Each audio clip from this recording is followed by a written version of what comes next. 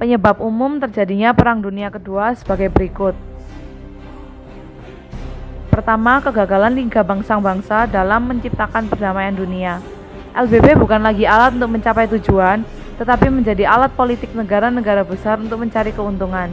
LBB tidak dapat berbuat apa-apa ketika negara-negara besar berbuat semaunya. Misalnya, pada tahun 1935, Italia melakukan serangan terhadap Ethiopia. Kedua, negara-negara maju saling berlomba memperkuat militer dan persenjataannya. Dalam kegagalan LBB tersebut, dunia barat terutama Jerman dan Italia mencurigai komunisme Rusia. Tetapi kemudian, Rusia mencurigai fasisme Italia dan nasional sosialis Jerman. Oleh karena saling mencurigai, akhirnya negara-negara tersebut memperkuat militer dan persenjataannya. Ketiga, adanya politik aliansi atau biasa disebut mencari kawan persekutuan. Kekhawatiran akan adanya perang besar, maka negara-negara mencari kawan dan muncullah dua blok besar, yaitu pertama, blok fasis, terdiri dari Jerman, Italia, dan Jepang. Kedua, blok sekutu, terdiri atas blok demokrasi, yaitu Prancis, Inggris, Amerika Serikat, dan Belanda. Blok komunis, yaitu Rusia, Polandia, Hungaria, Bulgaria, Yugoslavia, Rumania, dan Cekoslovakia. Keempat, adanya pertentangan-pertentangan akibat ekspansi. Jerman mengumumkan Lebensraum-nya, yaitu Jerman Raya yang meliputi Eropa Tengah, dan Italia menginginkan Italia Irredenta atau disebut Italia Raya yang meliputi seluruh Laut Tengah dan Abyssinia, serta Jepang mengumumkan kemakmuran bersama di Asia Timur Raya. Ini berarti merupakan tantangan terhadap imperialisme Inggris, Prancis, dan Amerika Serikat. Kelima, adanya pertentangan paham demokrasi, fasisme, dan komunisme. Keenam, adanya politik balas dendam, revanse ideal Jerman terhadap Prancis karena Jerman merasa dihina dengan perjanjian Versailles.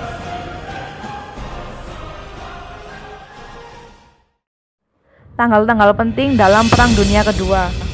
1 September 1939, pasukan Jerman menyerbu Polandia. Satuan-satuan Jerman yang terdiri dari 2.000 lebih tank dan 1.000 pesawat terbang menerobos pertahanan Polandia sepanjang perbatasan dan bergerak maju ke Warasawa dalam suatu pengepungan besar-besaran. Inggris dan Prancis yang menepati komitmen mereka untuk mengamankan perbatasan Polandia menyatakan perang terhadap Jerman pada tanggal 3 September 1939. Warsawa menyerang pada Jerman tanggal 28 September 1939. Angkatan darat Polandia dikalahkan dalam hitungan minggu pasca invasi Jerman. 9 April 1940, Jerman taklukkan Norwegia dan Denmark. Dalam suatu serangan kilat, pasukan Jerman menyerang Norwegia dan Denmark. Denmark diduduki dalam 1 hari, dan pasukan Jerman mendarat di Norwegia dekat Oslo, ibu kota negara tersebut, serta di tempat-tempat lainnya dan merebut wilayah selatan. Jerman juga bergerak merebut pelabuhan Narvik dan Trondheim di utara. Pasukan Inggris melakukan intervensi dan mendarat di Narvik, Namsos, dan Andalsnes. Namun, mereka dipaksa mundur pada minggu pertama bulan Juni 1940. Norwegia menyerang kepada Jerman pada tanggal 10 Juni. Mei 1940, pasukan Jerman invasi barat Eropa. Kampanye melawan negara-negara rendah dan Prancis berlangsung kurang dari 6 minggu. Jerman memusatkan serangannya lewat Luxembourg dan hutan Ardennes di dekat kota Sedan, Prancis.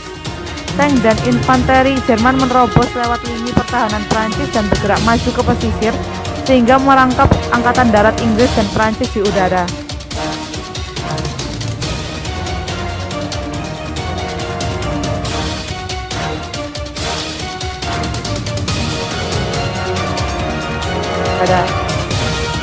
Sekutu berhasil mengevakuasi lebih dari 300.000 tentara dari Dunkirk ke Inggris, tetapi Prancis telah dikalahkan secara telak. Paris, ibu kota Prancis, akan jatuh ke tangan Jerman pada tanggal 14 Juli 1940. Sebagai bagian dari perjanjian gencatan senjata dengan Jerman yang ditandatangani Prancis pada tanggal 22 Juni, Jerman menduduki utara Prancis sementara selatan Prancis tetap bebas. Pemerintahan baru Prancis yang berkedudukan divisi menyatakan netralitas dalam perang tersebut, tetapi berjanji bekerja sama dengan Jerman.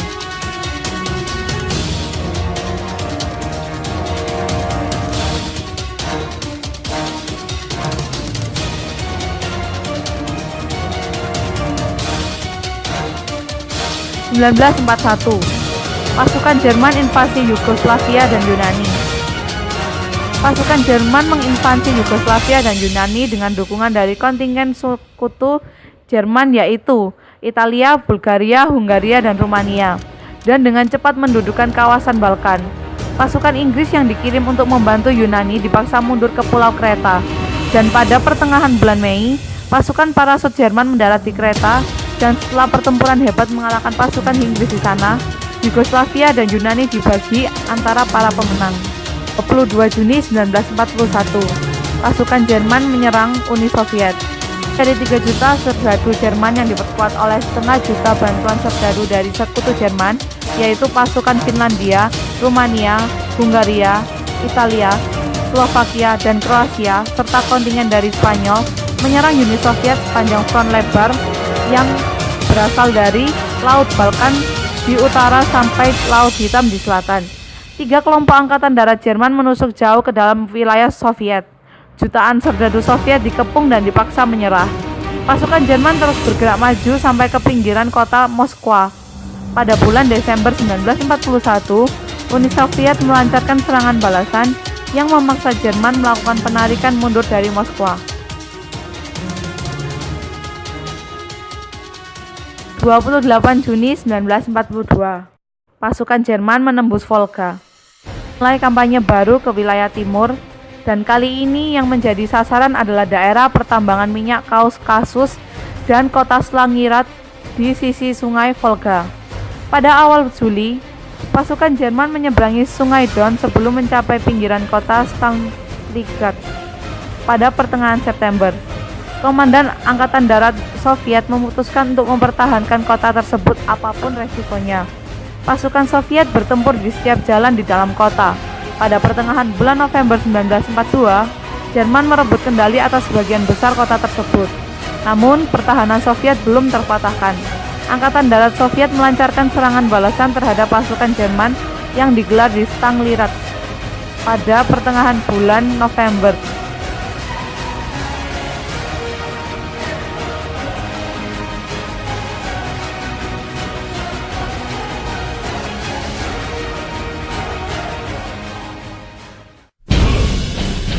Juni 1944, pasukan sekutu mendarat di Prancis. Lebih dari 150.000 serdadu sekutu di bawah komando Jenderal Amerika Serikat Dwight D. Eisenhower mendarat di pantai Normandia, Prancis. Pasukan sekutu bergerak maju dari wilayah pendaratan pantai Normandia dan memasuki Paris pada tanggal 25 Agustus 1944. Mereka membebaskan sebagian besar wilayah Prancis pada akhir bulan Agustus. Sekutu di wilayah barat dikejutkan pada bulan Desember 1944 ketika pasukan Jerman menyerang lewat hutan Ardennes di Belgia. Dalam suatu upaya untuk memecahkan dan menghancurkan pasukan sekutu, pasukan udara sekutu bersama dengan pertahanan Amerika yang bertempur sengit menghalangi gerak maju pasukan Jerman yang memaksa mereka untuk menyerah. Sekutu meraih kemenangan telak yang lantas dikenal sebagai pertempuran Bulge, Battle of the Bulge, dan melanjutkan serangan ke dalam Jerman. 22 Juni 1944, pasukan Soviet lancarkan serangan dahsyat. Pasukan Soviet melancarkan serangan hebat sepanjang front timur. Pasukan Jerman dipaksa mundur hampir mencapai Warsawa menjelang akhir bulan Juli 1944. Pada bulan Agustus dan September 1944, sekutu Jerman dan Timur Eropa yang masih tersisa, Romania, Bulgaria, dan Finlandia, mundur dari perang. Hungaria yang diduduki Jerman pada bulan Maret bertahan di kubu Jerman.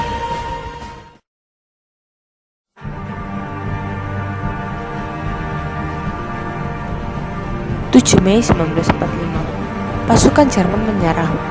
Pada pertengahan bulan April 1945, pasukan Soviet melancarkan serangan besar-besaran Berlin. Pada tanggal 25 April 1945, pasukan Soviet yang tergabung dengan pasukan Amerika menyerang dari barat Torgau di Sungai Elbe, Jerman Tengah. Pada pasukan Soviet mendekat bunker komandonya di Berlin pada tanggal 30 April 1945. Adolf Hitler yang melakukan bunuh diri. Berlin menyerah kepada pasukan Soviet pada tanggal 2 Mei 1945. Angkatan bersenjata Jerman menyerah tanpa syarat di wilayah barat pada tanggal 7 Mei dan di timur pada tanggal 9 Mei 1945. Hari kemenangan di Eropa diproklamasikan pada tanggal 8 Mei 1945.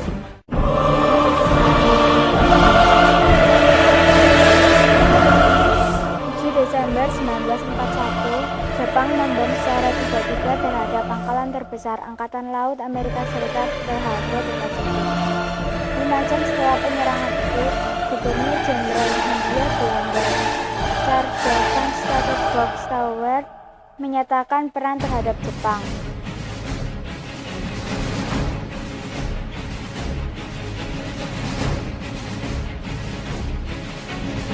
8 Desember 1941, Jepang menyerbu lapangan terbang Clarkfield dan lapangan Ida di Pulau Luzon, Filipina. Setelah berhasil menguasai dua tempat tersebut, Jepang melanjutkan menduduki Pulau Hainan, Hong Kong, dan Bangkok. Hong Kong merupakan pos terdepan bagi Inggris di Asia.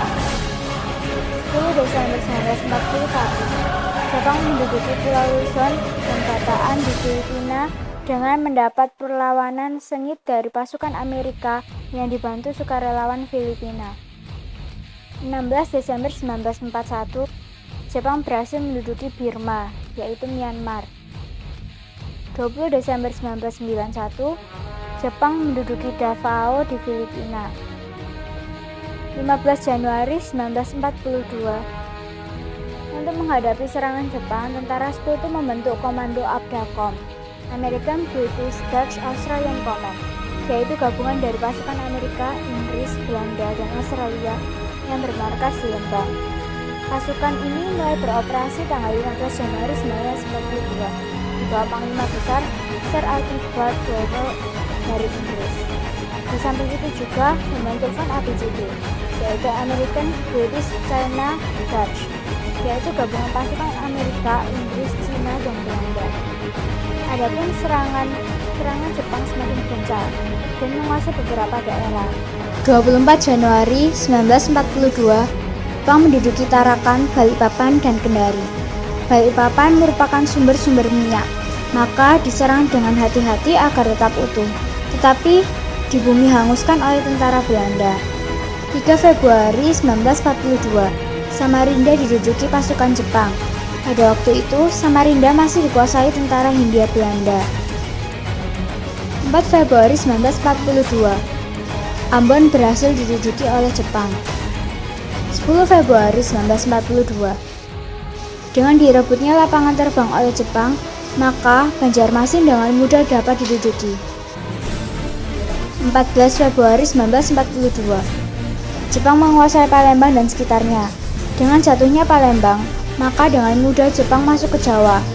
Dalam penyerbuan-penyerbuan itu, Jepang lebih kuat dibanding Sekutu, karena Jepang memiliki bantuan kekuatan udara taktis, sedangkan kekuatan udara Sekutu sudah dihancurkan dalam pertempuran-pertempuran awal di Indonesia maupun Malaysia. 1 Maret 1942, Jepang mengawali serangan di Jawa. Jepang mendarat di Teluk Banten, Eretan, Wetan, yaitu Jawa Barat, dan di Kranggan, Jawa Tengah.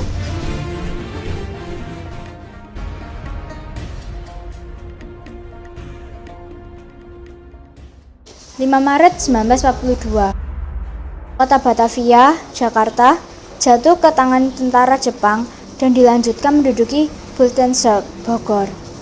Jepang menyerang di Pulau Jawa karena dipandang sebagai basis kekuatan politik dan militer Belanda. Oleh karena itu, gerakan pasukan Jepang baik dari arah barat maupun dari timur ditujukan ke Pulau Jawa. Serangan-serangan Jepang dalam waktu singkat dapat menjatuhkan negara-negara imperialis di Cina Daratan dan Asia Tenggara termasuk Belanda di Indonesia. 8 Maret 1942, pasukan Belanda terkepung di Cilacap dan Bandung, kemudian menyerah tanpa syarat kepada Jepang di Kalijati, Subang, Jawa Barat. Penyerahan ini ditandatangani oleh Panglima Tentara Hindia Belanda, Letnan Jenderal Terpurten, dan di pihak Jepang diwakili Jenderal Hitoshi Imamura.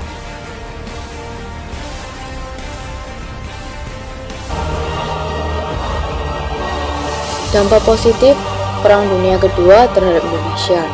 Yang pertama, diperbolehkannya bahasa Indonesia untuk menjadi bahasa komunikasi nasional dan menyebabkan bahasa Indonesia mengukuhkan diri sebagai bahasa nasional. Yang kedua, Jepang mendukung semangat anti Belanda sehingga mau tak mau ikut mendukung semangat nasionalisme Indonesia. Antara lain, menolak pengaruh-pengaruh Belanda, misalnya perubahan nama Batavia menjadi Jakarta. Yang ketiga, untuk mendapatkan dukungan rakyat Indonesia, Jepang mendekati pemimpin nasional Indonesia seperti Soekarno, dengan harapan agar Soekarno mau membantu Jepang memobilisasi rakyat Indonesia. Pengakuan Jepang ini mengukuhkan posisi para pemimpin nasional Indonesia dan memberikan mereka kesempatan memimpin rakyatnya. Yang keempat, dalam bidang ekonomi, didirikannya KUMIAI, yaitu koperasi yang bertujuan untuk kepentingan bersama. Kelima, mendirikan sekolah-sekolah seperti SD 6 tahun, SMP 9 tahun, dan SLTA. Keenam, pembentukan sastra masyarakat hingga tingkat paling bawah, yaitu rukun tetangga (RT) atau Tonarigumi. Yang ketujuh, diperkenalkan suatu sistem baru bagi pertanian, yaitu line system, sistem pengaturan bercocok tanah secara efisien, yang bertujuan untuk meningkatkan produksi pangan. Yang ke-8, dibentuknya BPUPKI dan BPKI untuk mempersiapkan kemerdekaan Indonesia. Dari sini muncullah ide Pancasila. 9. Jepang dengan terprogram melatih dan mempersenjatai pemuda-pemuda Indonesia demi kepentingan Jepang pada awalnya. Namun, oleh pemuda, hal ini dijadikan modal untuk berperang yang di kemudian hari digunakan untuk menghadapi kembalinya pemerintah kolonial Belanda. 10. Dalam pendidikan dikenalnya sistem nippon sentris dan diperkenalkannya kegiatan upacara dalam sekolah. Dampak negatif Perang Dunia Kedua terhadap Indonesia. Pertama, penghapusan semua organisasi politik dan pranata sosial warisan Hindia Belanda, yang sebenarnya banyak diantaranya yang bermanfaat bagi kemajuan ilmu pengetahuan, sosial, ekonomi, dan kesejahteraan bangsa. Yang kedua, rumusan mobilisasi rakyat Indonesia, terutama warga Jawa, untuk kerja paksa dalam kondisi yang tidak manusiawi. Ketiga, eksploitasi segala sumber daya seperti sandang, pangan, logam, dan minyak demi kepentingan perang. Akibatnya, beras dan berbagai pangan petani dirampas Jepang sehingga banyak rakyat yang menderita kelaparan. 4. Krisis ekonomi yang sangat parah. Hal ini karena dicetaknya uang pendidikan secara besar-besaran sehingga menyebabkan terjadinya inflasi. 5. Kebijakan self-sufficiency, kawasan mandiri, yang menyebabkan terputusnya hubungan ekonomi antar daerah. 7. Kebijakan pasif pemerintah militer Jepang yang menyebabkan polisi khusus dan intelijen di kalangan rakyat sehingga menimbulkan ketakutan.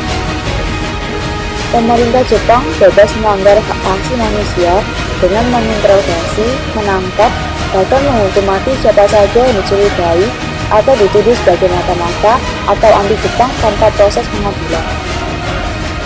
7. Pembatasan pers sehingga tidak ada pers yang independen. Semuanya di bawah pengawasan Jepang. 8. Terjadinya kekacauan situasi dan kondisi keamanan yang parah, seperti maraknya perampokan, pemerkosaan, dan lain-lain. 9. Larangan terhadap buku-buku berbahasa Belanda dan Inggris yang menyebabkan pendidikan yang lebih tinggi terasa mustahil. 10. Banyak guru yang dipekerjakan sebagai penjabat pada masa itu, sehingga menyebabkan penurunan standar pendidikan secara tajam.